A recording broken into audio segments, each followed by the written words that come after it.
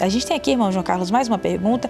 Esse de um ouvinte, ou telespectador, que preferiu não se identificar. Naturalmente, esse desejo é respeitado, e que questionou o seguinte: por que o ódio contra as mulheres é tão incentivado no mundo?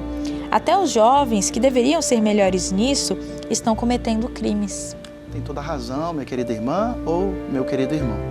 Agora, a gente não pode querer naturalizar aquilo que é antinatural.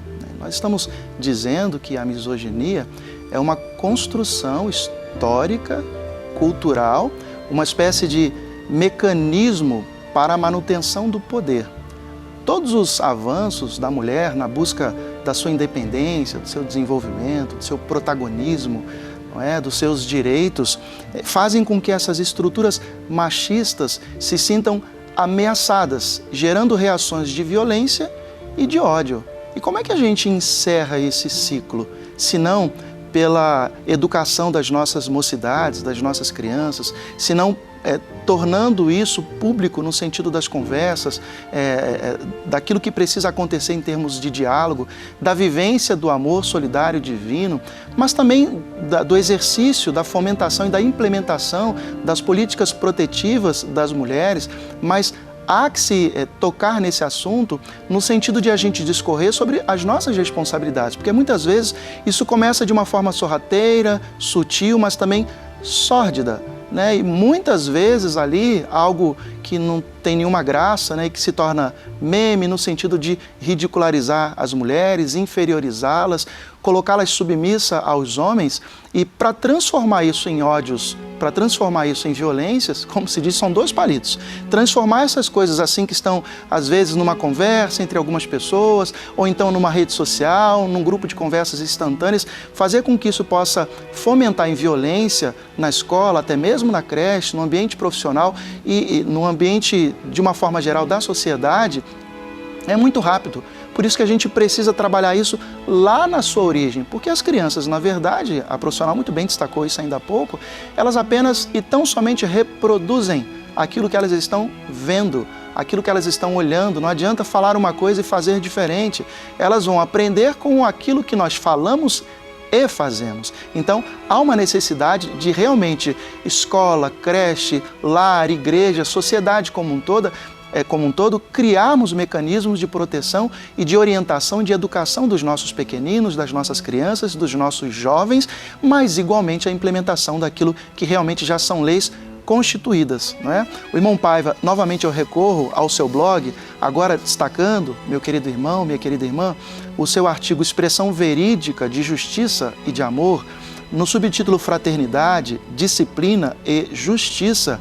O irmão Paiva, ele registra assim: escrevi em Sociologia do Universo que devemos ser piedosos. Contudo, comprovado o delito, cumpra-se a lei. Lei justa, é claro, visto ser a impunidade sepulcro para as nações.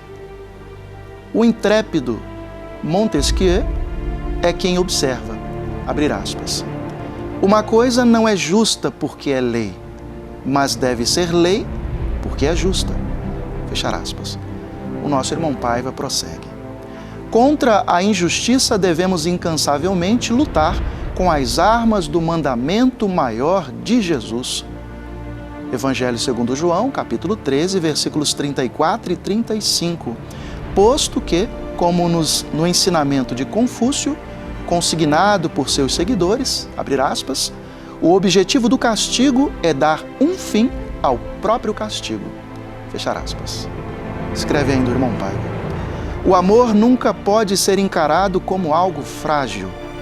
Do contrário, Gandhi não concluiria que, abrir aspas, se um único homem atingir a plenitude do amor, neutralizará o ódio de milhões, fechar aspas. Conclui o líder espiritual da religião de Deus, do Cristo e do Espírito Santo. Tenhamos, pois, sempre em mente que a fraternidade é a lei, a ética, a sua disciplina, a justiça, a aplicação. Ninguém mais infeliz do que o indigente da fé e da caridade.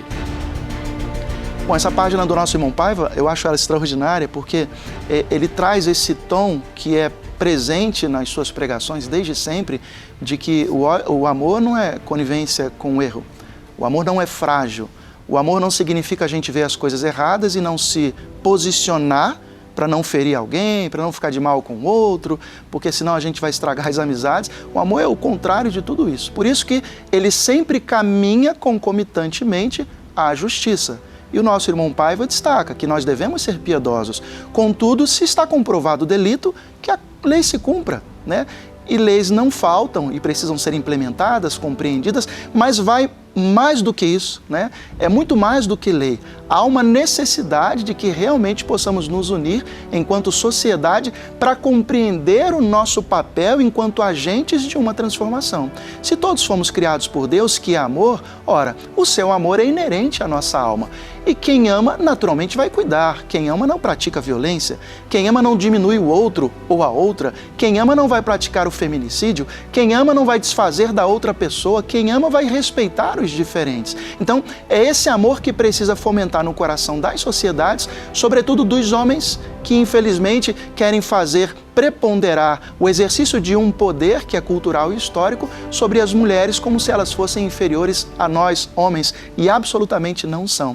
Mas essa é uma construção. Há uma necessidade de um processo educativo e principalmente da educação da nossa alma, a partir do espírito compreendermos realmente o nosso papel nessa sociedade. Porque se queremos, como de fato desejamos, um mundo melhor e mais feliz, é necessário que todas as pessoas possam se unir em torno daquilo que infelizmente fere, mata, machuca, separa. E nós estamos falando especificamente sobre as mulheres, a violência praticada contra as mulheres, e é necessário que possamos nos unir para dar cabo, para dar fim a esse processo que infelizmente vai corrompendo, que vai corroendo e vai nos destruindo como humanidade.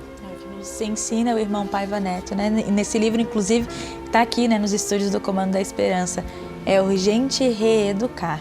A gente agradece você que manda a sua pergunta, a sua dúvida. Há sempre esse espaço itinerante de esclarecimento, de diálogo da religião de Deus, do Cristo, do Espírito Santo, trazendo respostas, reflexões para as dúvidas do cotidiano, mesmo aqueles assuntos mais complicados, mais espinhosos. A gente precisa realmente não ter medo desses temas e compreendê-los à luz do que nos ensinam os especialistas, do que a ciência tem nos revelado, os dados, mas sem nos esquecer de buscar também as reflexões que vão na essência, na origem de todas as questões, que é o espírito da criatura humana e espiritual. Mais uma vez o nosso WhatsApp, código de área 11 99801 1242.